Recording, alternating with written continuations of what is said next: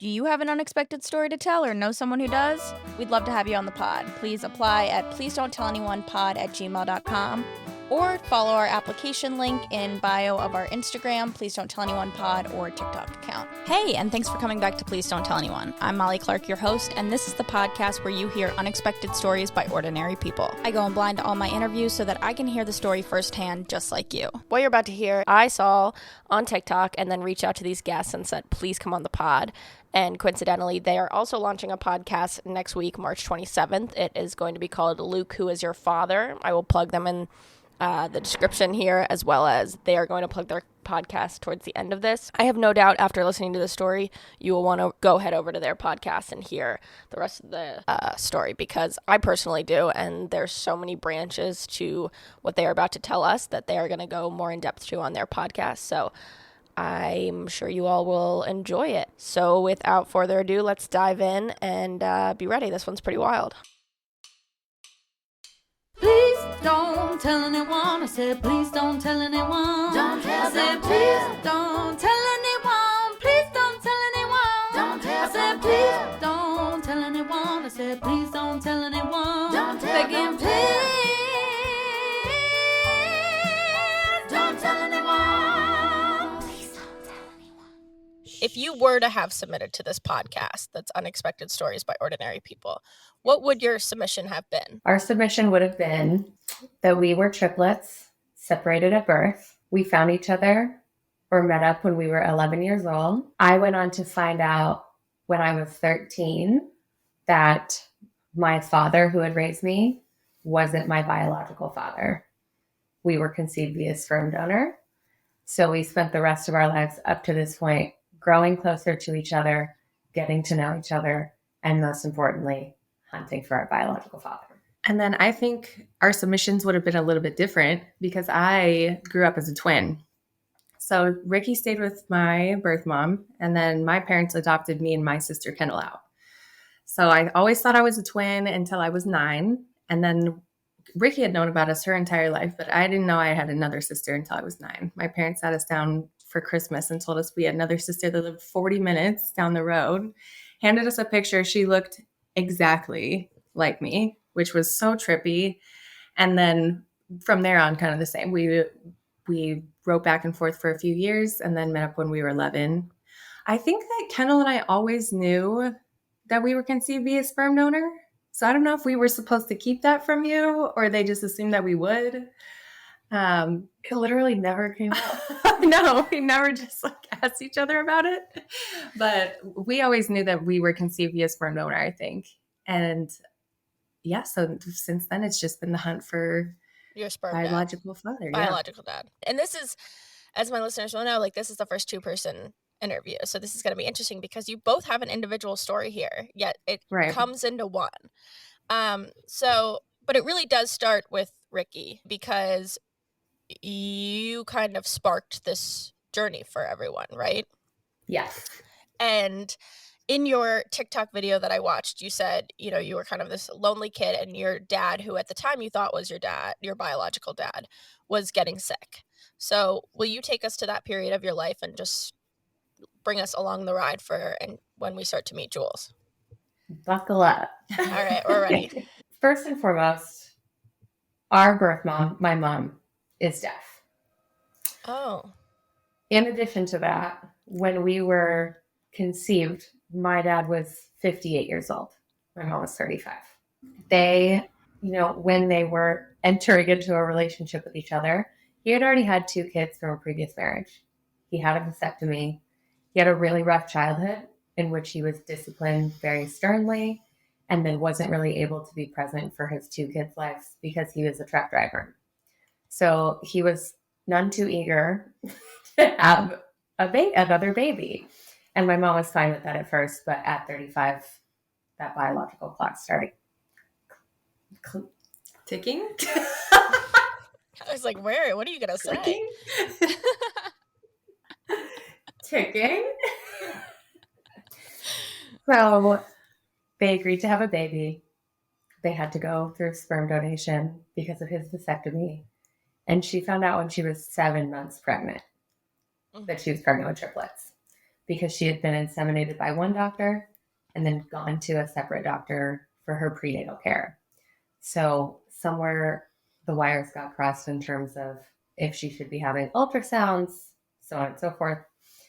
So they measured her when she was 7 months pregnant and said, oh no, we need to have an ultrasound. That's when they sort of began the journey of going through the adoption process, finding their parents, Tina and Ken. They gave the girls up for adoption at the hospital. Tina and Ken took them home. The adoption was originally supposed to be open, but there were crazy news stories at that time. The laws at that time were a birth mother can go and get her child, up to 2 years into the adoption. If it's So an when open we all- adoption? Yeah. Okay. I think period. Oh, yeah. period. Wow. So, okay. and just for your listeners, an open adoption means open communication between adoptive family and birth family. Mhm. So we actually met Rikki when we were 6 months old. There's really cute pictures of that.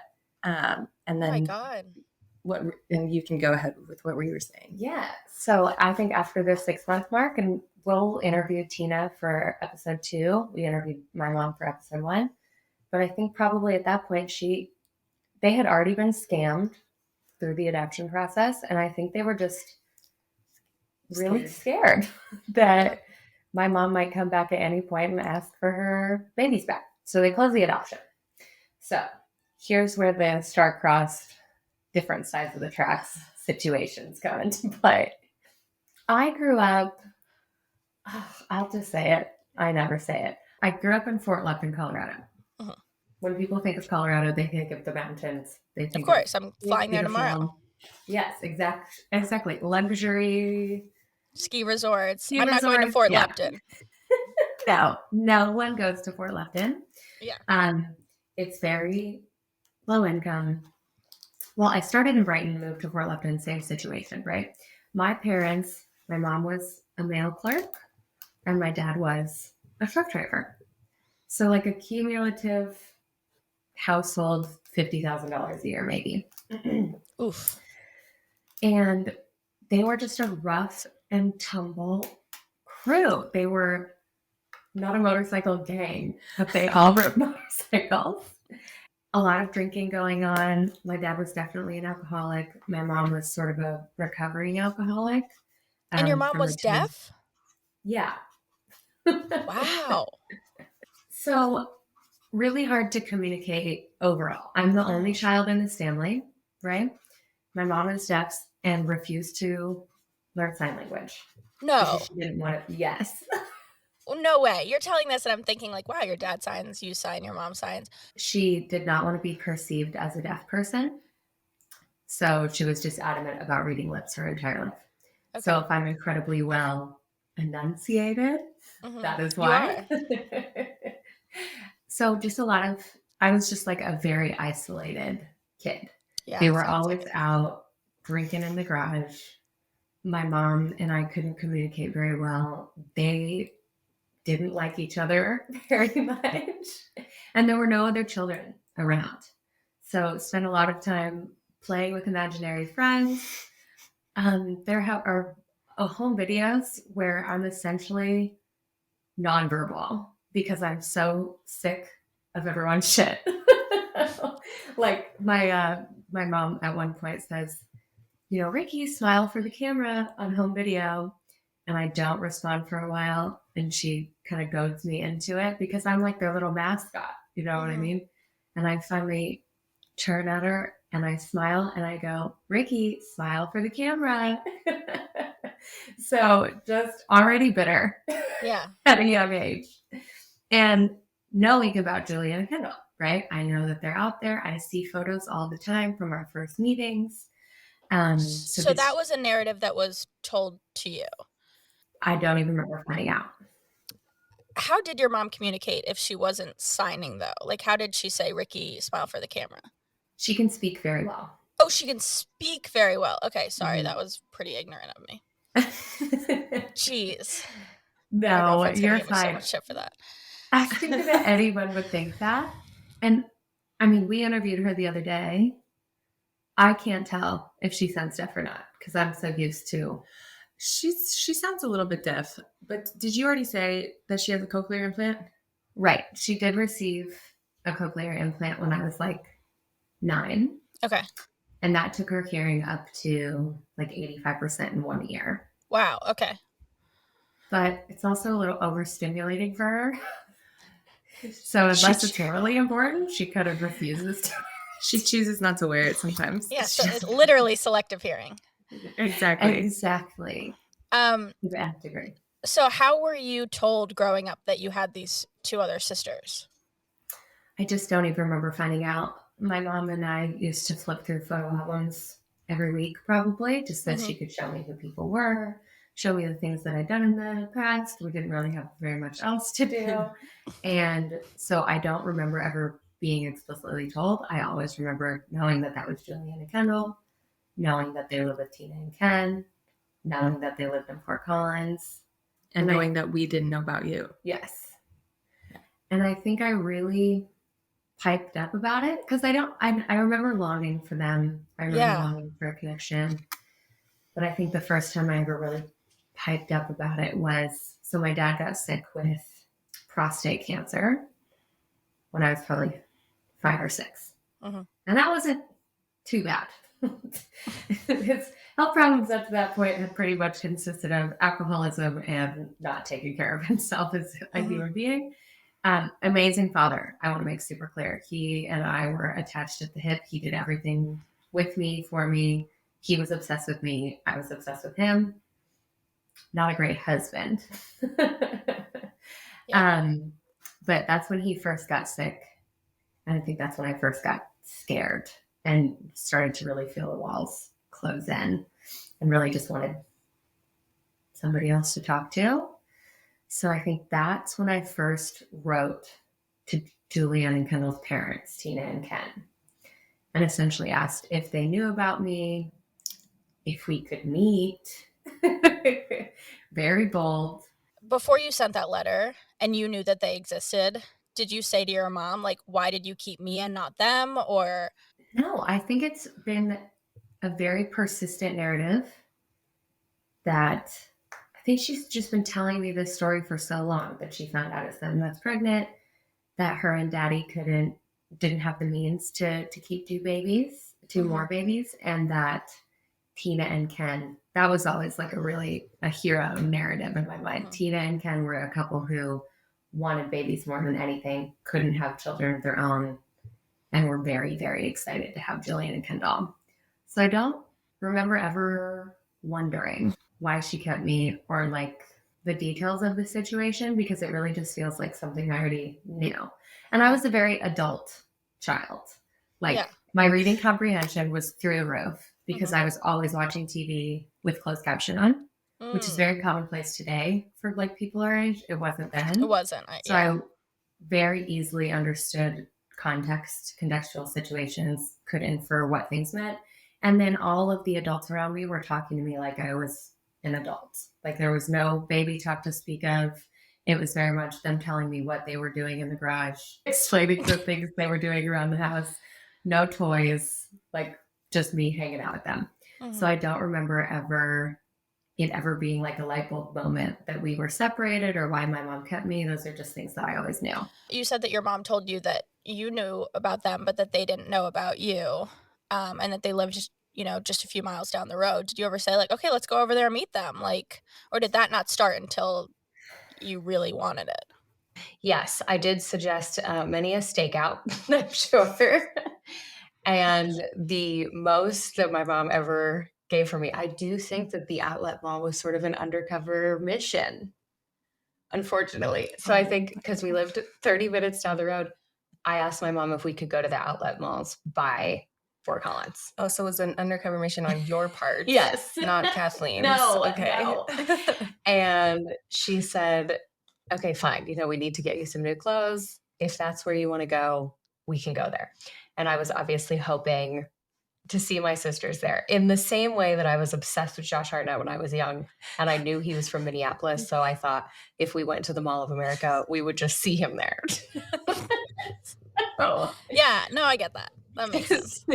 Yeah, I mean, you're like 7, 8 years old. It makes sense. So we went to the outlet mall, and I remember we were in like a shoe aisle, and I heard behind me someone say, "Hi, Julianne," and I froze. I was like, "Oh my God, they're in here! Like, this is it. I've It accomplished my mission."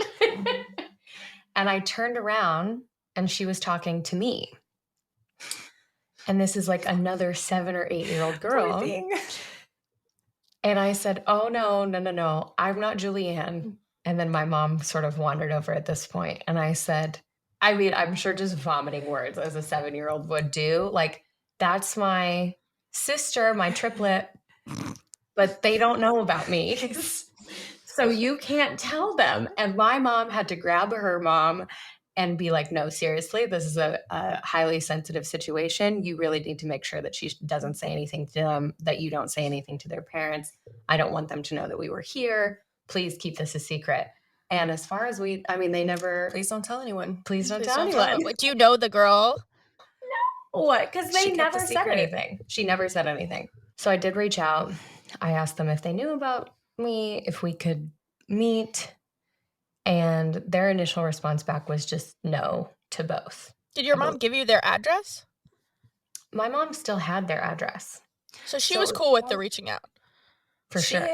I wonder how she got it because we moved several times. No, it was open to the extent that your parents were still sending us updates all the time. Like Christmas cards, letters. Sort of cruel. Damn. Cool, but they're like, look at Yeah. us. They can't see you. I think they probably just thought it was like a nice concession to make. And like your grandma was still sending us like really long, crazy poems. I know, really hard to Wait, believe. which grandma?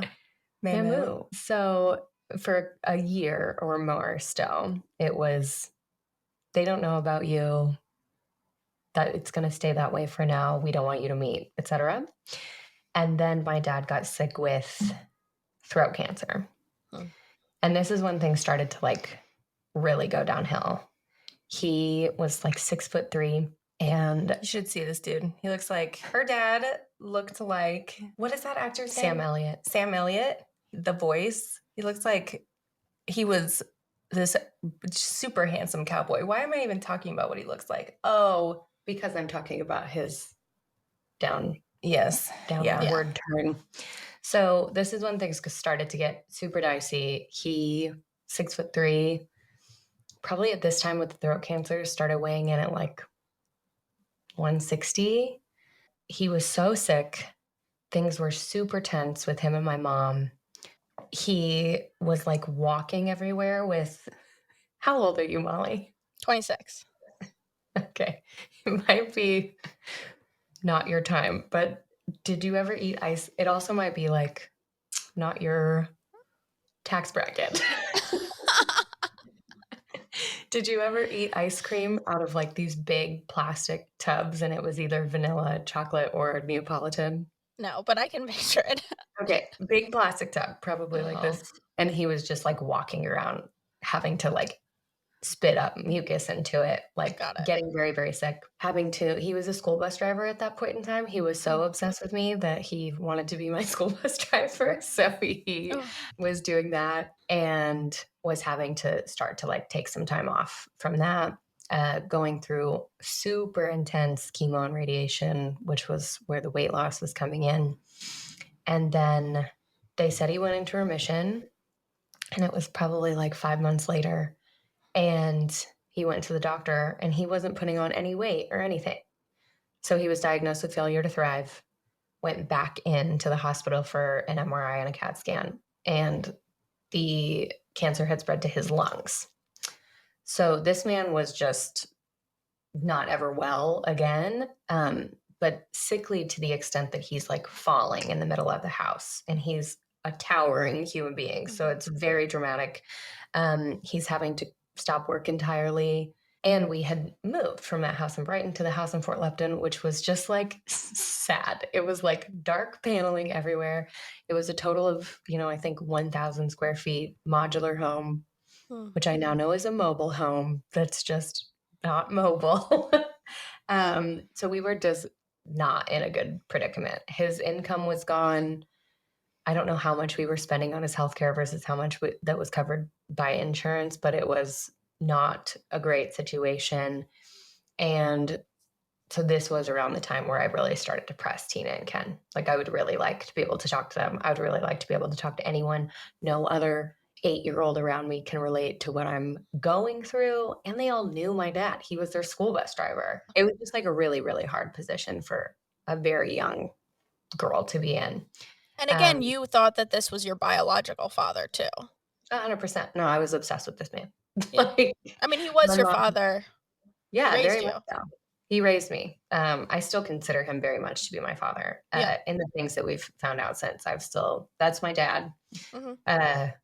I'm still pretty content. Like, my mom has a totally different view of him than I do. So us kind of coming together to agree on how we each perceive him is interesting. But yes, so it was at this time that I really started to press Tina and Ken.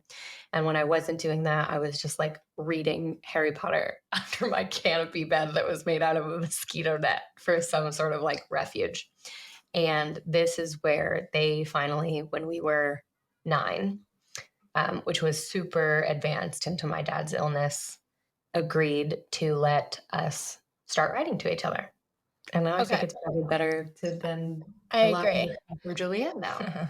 Jules, let's jump back to the beginning of your story. So up until this point, what does your life look like? So it's going to be kind of sad to talk about now. Kendall and I grew up in a really big, very tight-knit Italian family. So my dad's side of the family all lived in Colorado, Denver, Inglewood, those kind of areas. My mom's side of the family lived in Washington. And I guess I should take it even back to why they needed to adopt. So my mom and we are interviewing her for our second episode, so I won't go too far into this, but she moved to Colorado from Washington to Colorado when she was 16 and went through a really traumatic sexual assault when she was 16. So she met my dad she actually met my dad's sister met my dad's sister in high school. Didn't meet my dad. They went to college together. They went to CU Boulder. And I think my mom kind of followed him around a little bit. She made a point to be where she knew he was going to be. And they started dating. They dated for 8 years. They had a very on and off relationship. And he finally asked her to marry him when they were, I think, 26. And she remembers fainting, I think when they had already gotten married, and she was at work and she fainted and went into the doctor, and they told her that she had gone into menopause at 26 because of this trauma. So they found sexual trauma. Yeah. Oh my God. Yeah. And so they found out really early on into their pregnancy into their marriage that they couldn't have kids. They were on the adoption list, and my dad, he wrote down like a list of goals every year. And his first goal was to be a dad. And so when he found out that they could not have kids, I think and Kathleen talks a little bit about that in our first episode, is a lot of, I think fathers especially, well, I think a lot of parents having a biological child is really important to them. And my dad he didn't blink twice. He said, that's okay, we'll adopt. I just want to be a dad. So they were on the adoption list for 7 years and went through some trickery, which I know we'll talk to Tina about too today. I think it's fine to just go into it. Yeah, they got paired up with a lady who was going to give her child up for adoption. And so I think they financed her medical expenses and all that, and found out that she was never pregnant. So went through all that, and then I think who was A Sybil? mutual friend. A mutual friend. Yeah, a mutual friend that started cooking for Kathy when she was pregnant. And then she knew my parents too somehow, I think just through the adoption agency. She asked them how they would feel about twins when they had 2 months. 2 months till game time. They said, how do you feel about twins?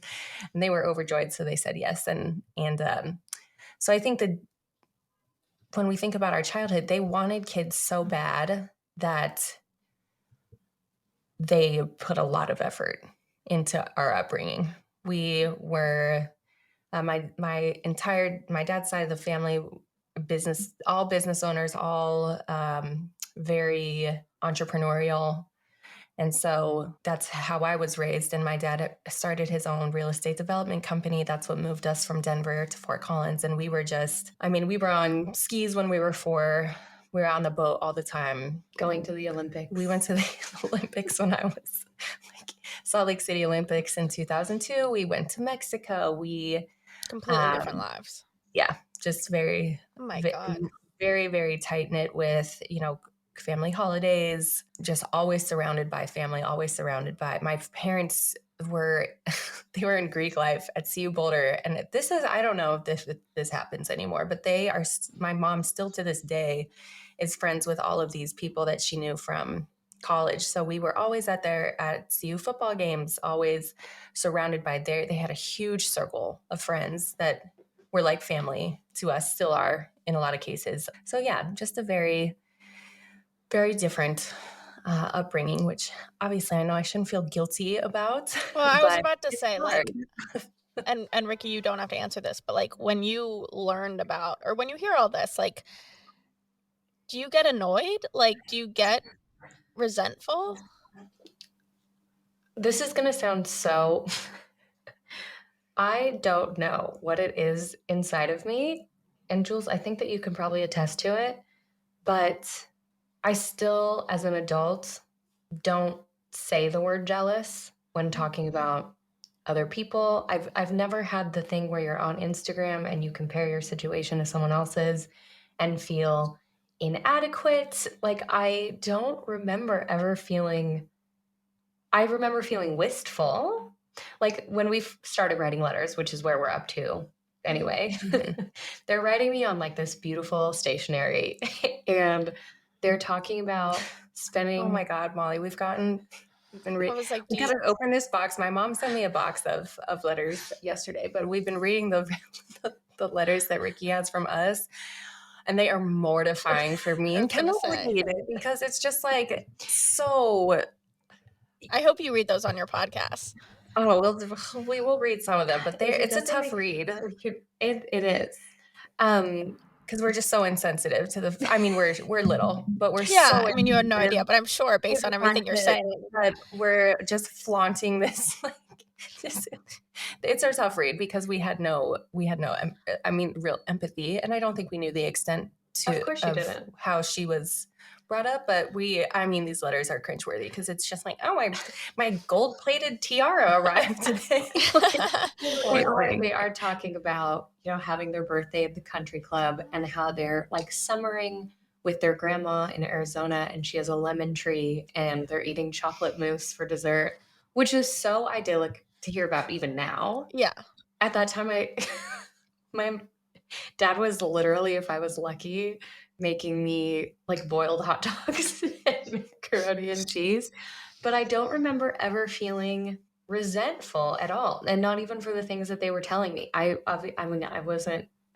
was very much still crowing my frontal lobe, but I don't remember reading it and being like, why would they be telling me this when I'm here in like a dark paneled trailer? I was going to say those letters also in a way feel like an escape to read, exactly. like a beautiful novel that you're... No, it felt exactly like when you're reading Harry Potter for the first time and you're reading about their common rooms and like the red velvet and the fires and the cart on the train. Like that is more how I saw it than anything. Mm-hmm. And then obviously we'll get into it, but just in how circumstances ended up equalizing us. Yeah. No, I don't remember ever feeling upset. Like I just remember, I don't know. It's hard to think of what I would have been thinking when I was 7, 8, 9, but because I also don't remember if I was feeling happy for them. Right. It was almost like I wasn't reading about my sisters, obviously. Yeah. So it just seems like fiction almost. Right. Yeah. It's also a testament to how much love you had from you haven't talked as much about your mother's love towards you, but coming from your dad, I think that is huge, a foundation in a girl to not yearn for something else when you have so much love coming from your father. And I think for both of us, and I shouldn't speak for you, Rikki, because you'll probably feel the same way when I talk. And the reason that we have so many memories and have kind of this love from our fathers on a pedestal is because they're both not with us any longer. So I think that's why, of course, because like when I think about my mom growing up, I don't remember as much. And I think it's just because she's still here and she's still very much a part of my life. So I think that's why you'll hear a lot about our fathers and how much they both adored. How old were you when your dad passed? I was 17. How old were you? I was 10. Okay. So, and then we're kind of getting into it, but I think that you're totally right. And also, actually, I've done a lot of therapy, right? Yeah, I can tell. No, in the best way possible. I'm just like, wow. Thank you. And I did a really intense therapy session, a plant medicine therapy session. And the way that I revisited my childhood trauma, I was in a black hole all by myself, stuck there, and was sort of trying to summon like the faces of people that I loved to see if I could feel anything. And I wasn't feeling anything. And I told the person guiding me through the therapy session, like, if this is how I actually am on the inside, I don't want to be alive anymore. Like, I can't feel any love for anyone. And I'm thinking of my mom and I'm thinking of my best friends and I don't feel anything. And he said, I think you've been in that black hole before and it hurt really bad and you just need to sit there. So that's when I sat in like the isolation that I felt in terms of not having any other children around, my mom being deaf, my dad being really old and really sick. But even in revisiting that, I have never felt neglected. Mm-hmm. Like, were our means great? Absolutely not. Was it like an ideal circumstance to be growing up in? Absolutely not. Did we have money to do anything, go on any trips? Did I have toys? No. But I don't remember ever feeling like my parents didn't love me or weren't paying attention to me or were too wrapped up in their own shit to take care of me. Like, I just feel like they did the best that they could. So yeah, we had started writing as my dad was getting more and more sick. He went in for surgery to get the tumor taken out of his lungs. And it was only supposed to be in one. And they came out mid-surgery and said, oh no, it spread much more than we thought it did. We need to take the whole lung for sure. And then the surgery ended up being 8 hours. And every 2 hours, they were coming out to tell us that he'd flatlined because he was so essentially like decrepit at that point. And I'm like 9. Probably losing a lot of blood too. Yeah. So that was horrible. Like, I don't think about it very often because it's definitely one of the most traumatic experiences of my life. He made it out of surgery, sans lung. And when they were in there, they said, it's spread everywhere. Like, there is no hope for this situation. It's in his liver, it's in his kidneys, it's in his lymph nodes, it's in his brain. The only thing that we can do now is, try to treat it as much as possible, but it's not going to go away. Yeah. So the brain tumor started getting really bad, and I was sitting with him in the hospital. I spent like 6 months in the hospital, going there every day after school. Is all I did. It's where I discovered like cherry tomatoes and Boston cream pie, just eating hospital food, which was way better than the food that we were eating at home. And I was sitting with him. My mom wasn't there. I'm sure she was in the hospital. She was just away getting something or talking to a nurse or something. And he looked out the window and he said, he was really angry. And he said, what is that bird on the telephone line? And I looked out and I'm 9 and I was like, I don't see a bird on the telephone line, Dad. And he said, no, that son of a bitch is out there. And he went into a grand mal seizure off of the bed, like wires flying everywhere. And that lasted for like 20 minutes. Nurses just running into the room, me sobbing, running out of the room. I remember just like sprinting through the hospital. So that's really all I remember. Like, those moments are what I remember of like my being 7 to being 10. And then you're reading these letters about Your sisters Yeah. at the country club.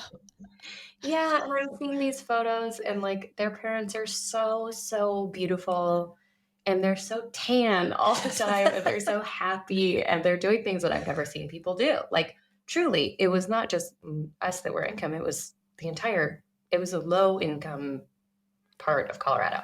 Yeah. So after the grand mal seizure, they said, okay, we're calling it, we need to move him to a nursing home. We moved him to a nursing home. He is so pissed off about this. He cannot fucking stand it. And I think probably after like maybe a couple weeks in there, he was like, fuck this, bring me home. And so we got hospice to bring him home, and he's like smoking a cig on the way home. And I'm at 9 telling my mom, like, leave him alone about the cigarette. Like, I think it's fine for him to have a cigarette at this point. So we brought him home, and I think he was probably home in hospice for, I want to say a month, maybe. He just kept cut. They kept giving us times, and he just kept hanging Beating the on time. like a stubborn old bastard. And the one morning I woke up and I could tell something was wrong. Some people were over. I don't know who they were, probably hospice nurses. And my mom was on the phone really urgently. And she hung up the phone and looked at me and she said, we don't think your dad's going to make it through the day. And I would like you to go and tell him that, it's okay to do what he needs to do. So I walked in and my dad was like pretty much, he's not comatose. Like he's sitting up and he's looking at me, but he is not there anymore. Yeah. And he had never been like that. He had still, the brain tumor had kind of eroded who he was. Like 9/11 happened as this was happening. And my dad was like a patriot and he just didn't care, like couldn't be pressed to talk about it. So he was definitely becoming less himself, but he was never not able to form speech or recognize people. And that morning it was obvious that he just like was not really in the room. So I sat down with him and I told him that it was okay and he could pass away if he wanted to and we would all be okay. And then he just started seizing and he ended up having seizures all day long. And I left. I went, my best friend Lexi's mom was a nurse and she said, I think that we need to get her out of here. Like, I think that she's seen enough. And so they took me back to their house, which is like 3 miles away. And I think they called me at like 1 o'clock in the morning in Lexi's house. And I heard the phone ring and I knew what that meant. And my dad had passed away. So we lived on like a farm, like a 12-acre farm. And we had chickens and cows and horses and turkeys and goats. What we did with them, I don't know. I think it was just for the hell of it at that point. And I remember walking out to see my mom and she was digging a post hole. My mom is a beast, by the way. She's built like a linebacker. Like she's like 5'10", super broad shoulders, super just big, like forearms. The adoption paperwork describes her as just like a large woman. It's hilarious. And she's beautiful. And she's gorgeous. Was definitely like slender. She's just like, she's a big boned. That's the first time that I've understood what that means in a woman. She's a big, wow. She's big boned. Like her forearm with no fat on it to speak of is like the size of my calf for sure, which is not. No wonder. I mean, she could hold triplets. I know. She's a boss for sure. I didn't know until she's 7 months pregnant. I didn't know. Oh my God. I didn't even think about that part of it. Yeah. So I go out and she's digging a post hole and she's sobbing. And in my overdeveloped 10-year-old brain, I'm like, wow, my mom does not want to be here anymore. Like she does not want to do this shit anymore. And she looked up at me and I think she just saw what was on my face. And she said, can we move to Missouri and like be with my parents? And she was really asking me. That was the type of relationship that we developed after my dad died. It was very much like partnership. Yeah. And this is how I still approach every tough situation in my life because I feel very reactionary and I don't like to do that. So I just walk away always and like think because I really liked my school. Like I really liked my friends. And that's the thing. I didn't know at the time that it was like not the best situation. I was just like, oh, It was your situation. yeah. Mhm. And she said I came out about an hour later, and I said, we can move if you want to. So then that's when it became urgent. At that point, we were 30, 40 minutes away, and it was just like an opportunity. And I think I knew in my bones that if we didn't do it before we moved out of the state, I don't know if it would never have happened. happened. Yeah. Jules, you start getting these letters. When do your parents tell you all of this? So they told us we always knew that we were adopted. Mm-hmm. Just like Rikki can't remember finding out about us and finding out about the decisions that were made to get there. Kendall and I cannot remember finding out when we were adopted. It was something we always knew. Super open about that. They were aware that Lee's health condition was very poor. I have not done as much therapy as Rikki, so I get emotional really That's okay. easily about this. But there was a letter that my dad wrote, and he said, if she's going to lose her, talking about Rikki, if she's going to lose her father, we do want her to get to know her sisters. So that's when, we still had, I think we were probably writing to you at that point. But that's when they decided to let us meet. I think they asked us if we were ready to meet her. And it took obviously took some time, but yeah, when we were 11, we decided, I don't remember making that decision or that conversation, but yeah. Do you remember being told that you had another sister? Yes, 100%. Was that shocking? Yes. Well, my parents describe it as, they said, we have something to tell you. You remember this better than I do. We have something to tell you. And I think Kendall was, and then they showed us this picture, and Kendall was very shocked. But they said it seemed like I had maybe some, what is the word I'm looking for? Just like instinct that I was not as shocked, and just had always felt like that. And Molly, I don't know if you've noticed, but Julian and I may or may not be identical. Yeah. No, I have noticed. Yeah. It was shocking, but it was not bad news at all. Mm-hmm. It was exciting for us. But I do think that we were a little bit more wrapped up in our everyday lives than Rikki was. So it's not something that we were constantly thinking about, it wasn't. That makes sense. It wasn't quite a part of us yet. Yeah. All right. So they say you can meet. Where do you meet? How does this go down? So cute. So cute. We went to a mall. So they agreed to we were going to meet in the mall, and then we were going to go see a movie, and then we were going to dinner afterwards. Wow, like a first date. Yeah. So I remember sitting on like a bench that's sort of in the middle of the hallway of the mall, and seeing them walking up. And at that point, because my dad had passed away, I started my period almost immediately. So then I started looking a lot different. Yeah. Yeah. They looked a lot younger than I did. Yeah. And we have a picture from it, and that is 1,000% true. Mm-hmm. So that was a little jarring to see how like my aging had accelerated, because I'd started my cycle so early because of the trauma. But they walked up. You were in a gray hoodie. Yep, I remember. Kendall was in yellow, I think. Kendall's so cute, just a little blonde. Kendall's blonde hair, blue eyes.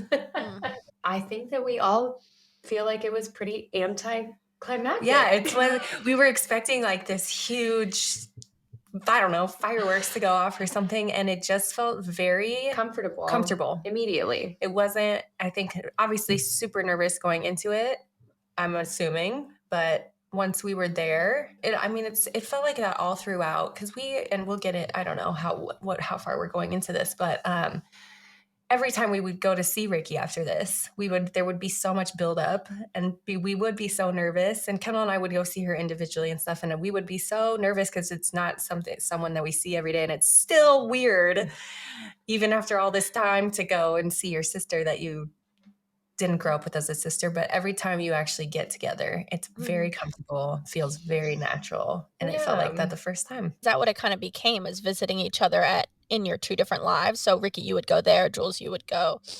So you were being exposed to each other's lives. Yeah. Yeah. I don't think I went there that much. No. You guys didn't come till we were almost seniors in high school. Yeah. Wow. But we saw Daredevil, hilarious. Ben Affleck, Ben Jennifer Affleck, Jennifer Garner. And then we went to Old Chicago for dinner. And there is video footage where we're recounting the movie to our parents. And me and Julian are moving in mirrored That was the movements. weirdest part of it. We obviously looked a lot alike. More so, and we still to this day go through stages where we look a lot alike and then a little, but our movements, voices and movements were, and we would meet each other's boyfriends and stuff throughout high school. And that is the part that freaked people out the most, is just the way our mannerisms were so similar, even though we hadn't grown up together. Like you could put us in a room together and leave me with her boyfriend or leave her with my boyfriend, and they would probably forget 5 minutes into the other person being there that it wasn't their girlfriend. Yeah. And Kendall, she's not here today. She is less. We had to really press her to do the first season. She's a creative. She's a little artiste. So she was like, no, I'll sit this one out. But she's just a lot different. She's a lot milder mannered, unless you piss her off. And then she's the scariest one out of all of us. But So you guys are very similar, the two of you, in comparison to the similar. third one. Yeah. Was that, I mean, now, is that incredible to like have this relationship? Or is it annoying? I mean, what?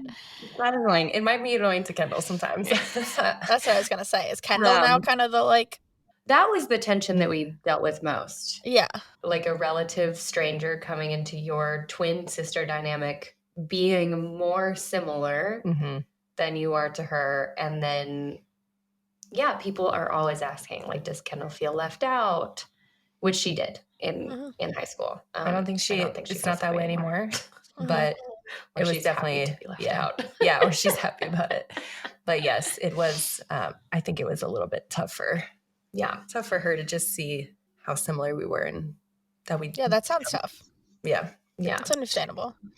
So we met the first time, and then kept up. We moved to Missouri, and me and my mom's circumstances sort of changed overnight. We were able to buy a really nice house in Missouri in comparison to the house in Colorado, because cost of living is so much higher in Colorado. And we had more money than we had before. Like, I was able to do sports and buy clothes. She was a cheerleader. I was a cheerleader. I was a volleyball player, soccer player, track runner. And you guys just remained pen pals through this whole period.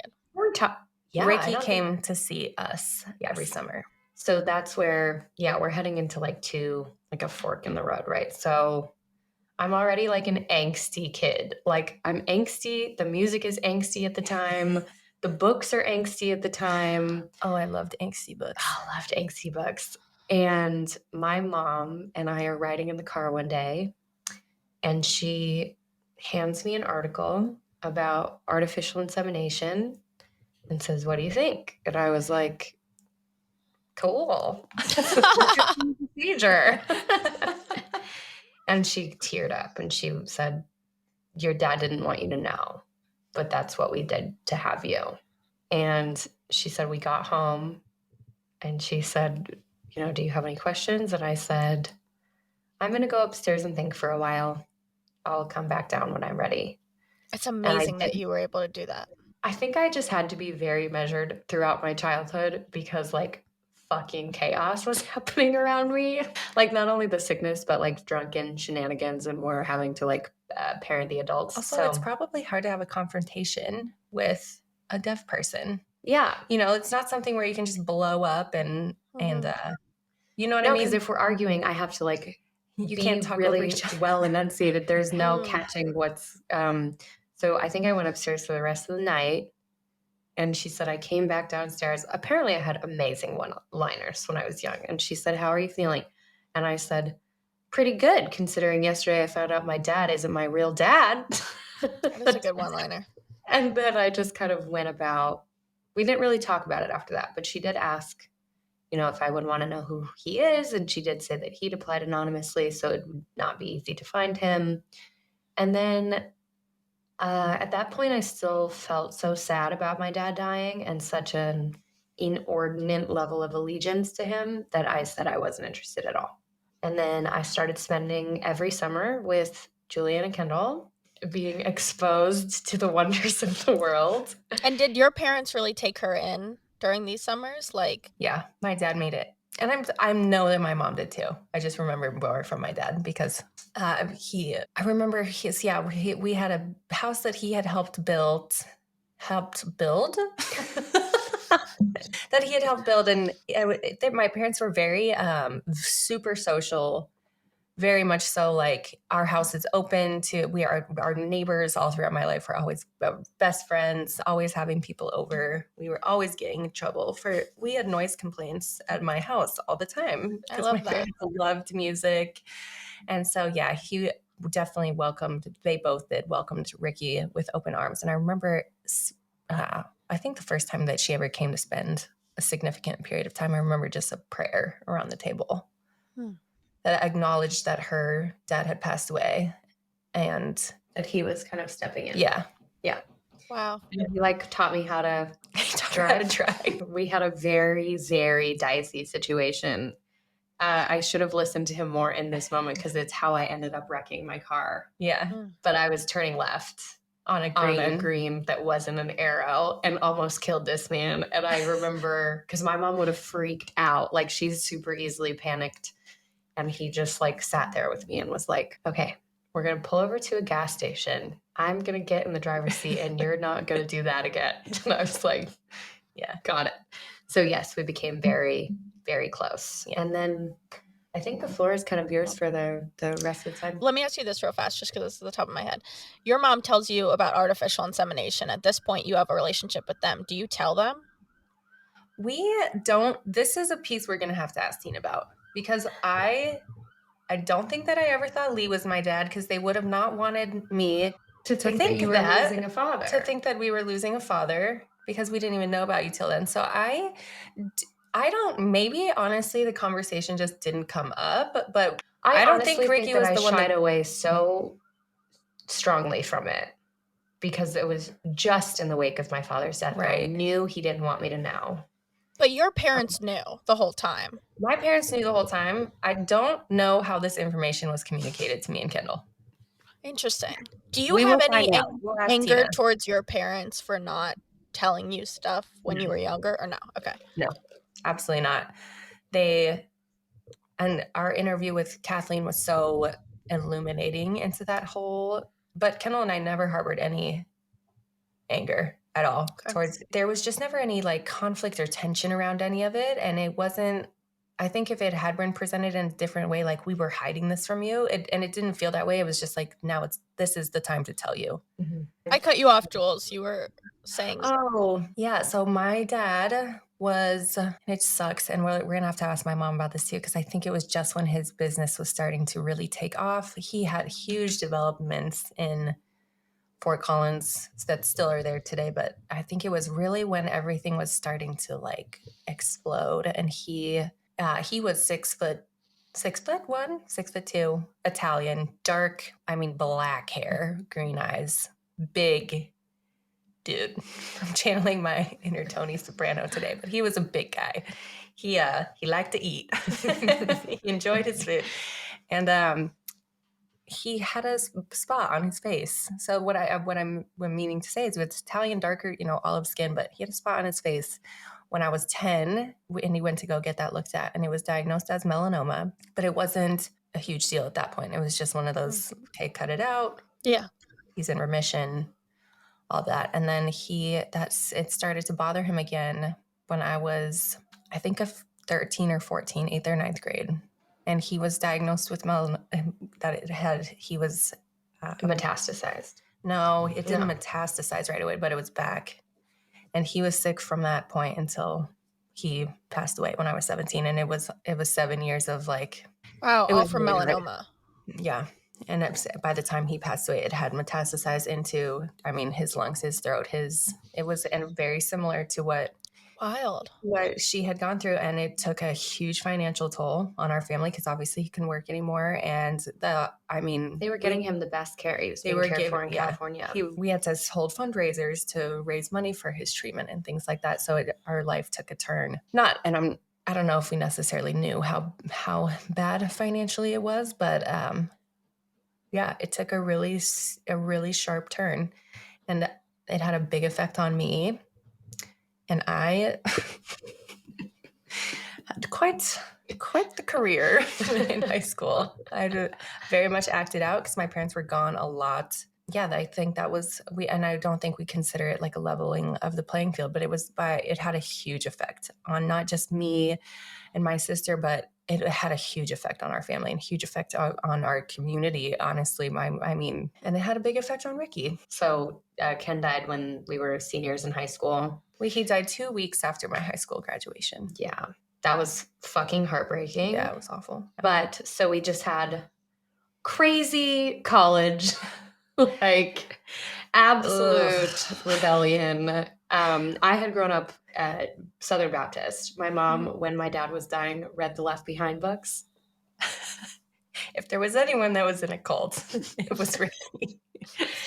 And then when we moved to Missouri, we became involved in like a super sketchy Southern Baptist church. And that kind of dissolved when I was like in my sophomore year. But then I'd met my boyfriend. So all throughout my sophomore, junior, senior year, I've kept it pretty tame. I drank once. It didn't go well. And so when we got to college, it was fucking balls to the wall. Did you all go to college together? No, they went to CU Boulder. I went to Missouri State University. That's when they started coming to see me. Mm-hmm. Throughout all of that, still not, like, just totally soul searching. Was doing no soul searching.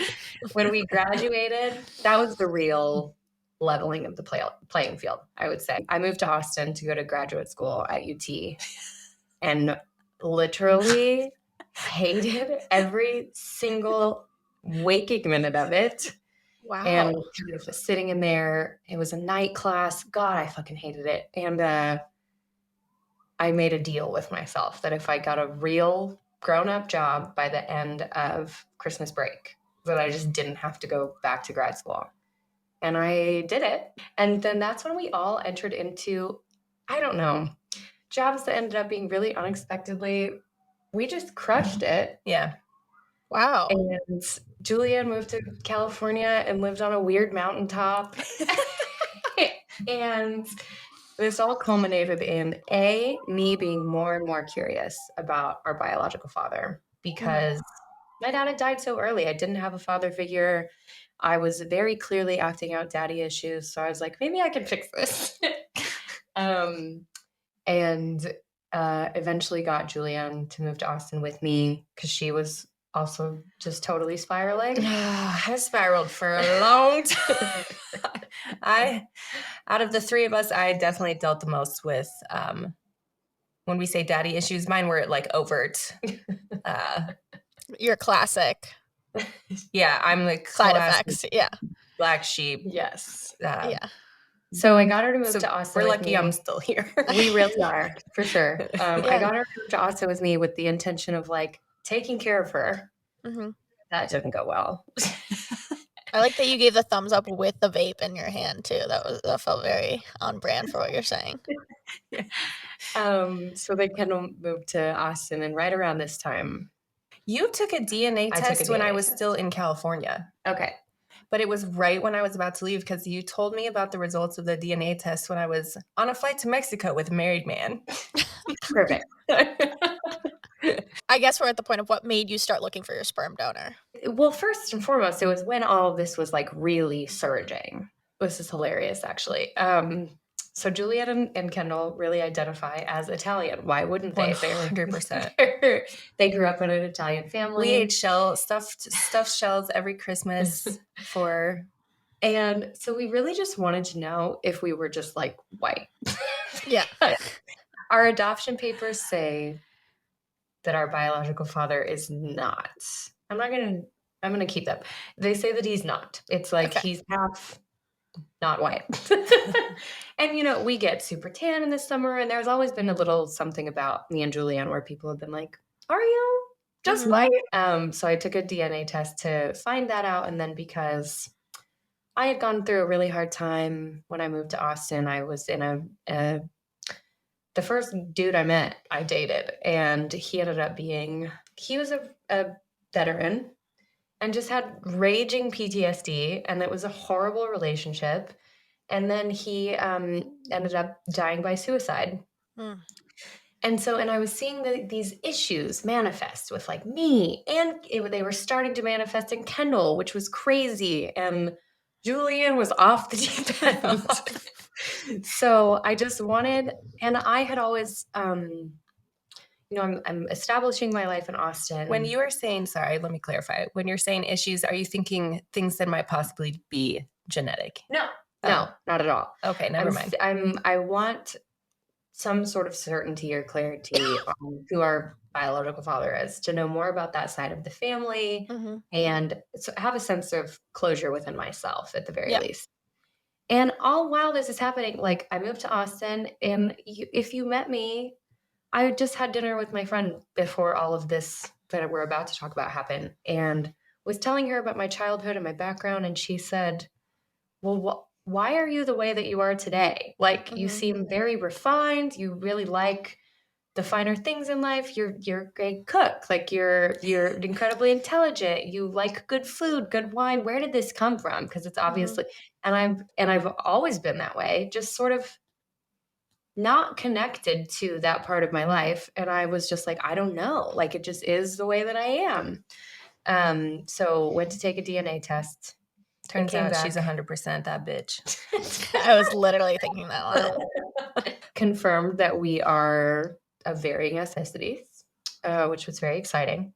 And nothing really interesting came from it for a long time, aside from the fact that we did find a couple half siblings on there. We're not in we reached out. It's fine. It's not super interesting. We're not in consistent contact. And then lo and behold, this last December, sort of did some additional unpacking and did, in fact, identify our sperm donor. Wow. So that's kind of the impetus for Julianne and I had also had like a 2-year rift hiatus from each other. Hiatus from our sisterhood. So we patched things up in December. It was very easy to do so. This past December? Yeah. Oh, congratulations. Thank you. Yes, we're happy about it. And probably like a week later, I was just revisiting everything and found like a very identifying tidbit and started doing my homework and my Do you not want to go into that, how you found it? Are you going to do that on your pod? We found him. And that is the impetus for us getting together to start the podcast, is to kind of dive into. And I guess that's the majority of what you guys are going to go into on your podcast in the coming. Yeah. And then we also were having conversations with people that we've never pulled into the conversation before, or like our whole family has never sat down and talked about the shit that happened to us. Yeah, I think it's the whole process. And Julian and Kendall and I have really never sat down and talked about a lot that we'll talk about. So in the podcast, we're kind of every like highlight that we gave you. Yeah, you're going to dig deeper on that. I love that. I think that this is such a great intro episode to bring people to your podcast. And why don't you plug the name of it right now? It is called Luke, Who Is Your Father? Nice. And it's coming out on March 27th, wherever you get your podcasts. And so this will come out Tuesday. Are you talking about this coming 21st? So in the future, we will have dropped our trailer yesterday. Yes. And then, so yeah, if you guys listening want to hear more in depth, well, I guess my last question involving all this, that is, I feel like the real cliffhanger. Have you contacted this man? I did reach out. Okay, that's all we need to know, because that to me makes me want to go listen to yours. I absolutely reached out, and it has been chaos bananas since then. Wow. Okay, well, guys, go listen to their podcast. Luke, Who Is Your Father? Yes. And you guys are on TikTok, Instagram, I assume, all of the places. On TikTok at Luke, Who Is Your Father 1, which will be changing on Tuesday to at Luke, Who Is Your Father Pod. We're on Instagram at Luke, Who Is Your Father. Jules is at Jules, Who Is Your Father, and I'm at Rikki Jump on all platforms. How we end our podcast every time is we ask everyone their favorite restaurant from where they're from. So we have a map. If you go on our link tree, we have a map of all over the country, all the guests that we've had. So like if people were to do a road trip through these random states. So where is your favorite restaurant from where you're from, and what's your go-to meal there? I'm so excited for this because I just ordered my go-to meal last night because my favorite restaurant in Fort Collins, Colorado is Young's. Young's Vietnamese vermicelli bowls. They're still, I swear, I think it would be one of my dying meals, but my parents introduced us to that. So it's not a super swanky, nice restaurant, but it was a little hole in the wall Vietnamese place. They always took us there when we got A's on our report cards. Amazing. It will always have a special place in my heart. Okay, it's going on the map. All right, and what about yours, Rikki? Okay, I'm definitely doing Austin. Great. I don't think we've had in Austin. Because, like, obviously you have restaurants for different things, right? Like, of course. If you're looking to celebrate, but if you're looking so pleasant and amazing every time, it's going to have to be Pool Burger in Austin, Texas. What's your go-to? What do you get there? I get the Loyal Forever. The Loyal Forever. One patty. It comes as a double. I don't understand doubles. That's a lot of meat. I don't get it. They also have beets there. I love beets, and they have a beet dish that is so good. Okay. So the Loyal Forever, that's a burger. Oh, I get it without cheese and with one patty. So I'm a fucking weirdo. I don't like cheese on my burgers, but I get the Loyal Forever. That means it's a double patty, cheese, ranch, jalapenos, and then all of the ingredients for a burger. It's fucking delicious, but it's like a fun little tiki burger bar. If you enjoyed today's episode, please rate and follow the podcast wherever it is you listen to it so that we can bring you more unexpected stories by ordinary people. And if you didn't like the episode, forget what I just said and just please don't tell anyone.